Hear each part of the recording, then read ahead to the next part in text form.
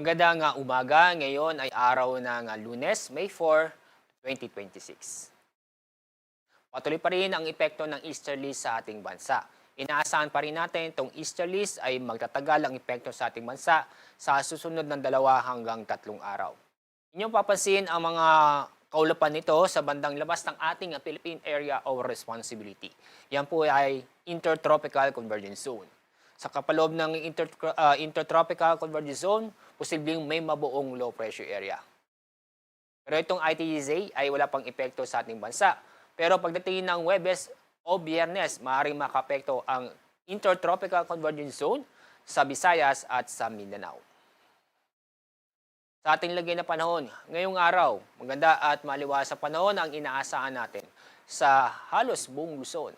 Pero may tsansa pa rin ng mga isolated na mga pag-ulan o mga biglaang buhos ng ulan, lalo-lalo na sa hapon o sa gabi.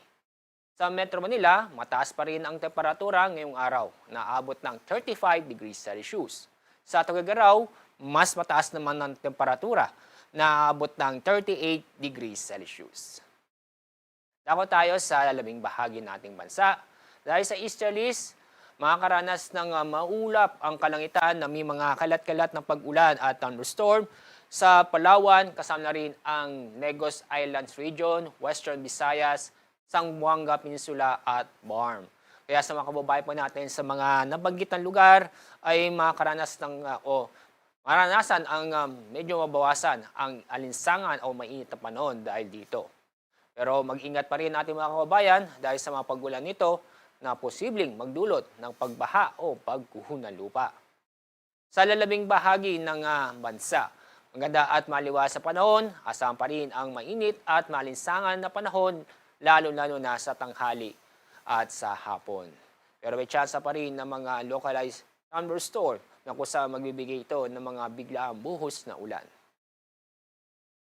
Kahapon, ang mataas na heat index ay umabot ng 44 degrees Celsius sa Apari, Cagayan.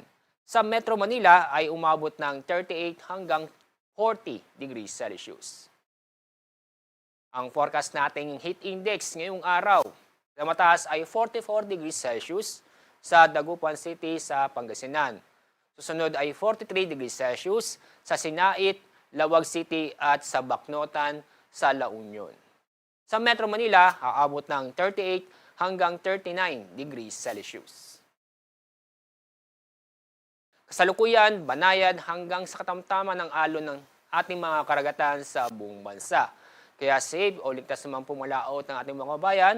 Pero huwag kalimutang mag-ingat dahil sa mga thunderstorm na magbibigay ito ng mga pag-ulan lalo sa hapon ng gabi, lalo-lalo na sa Visayas at sa Mindanao. Ang araw sikat sa ganap na 5:32 ng umaga, ang araw lulubog sa ganap na 6:14 ng hapon. Yan po ang ating weather update mula sa Pag-asa. Ako po si Alzar D. Aurelio.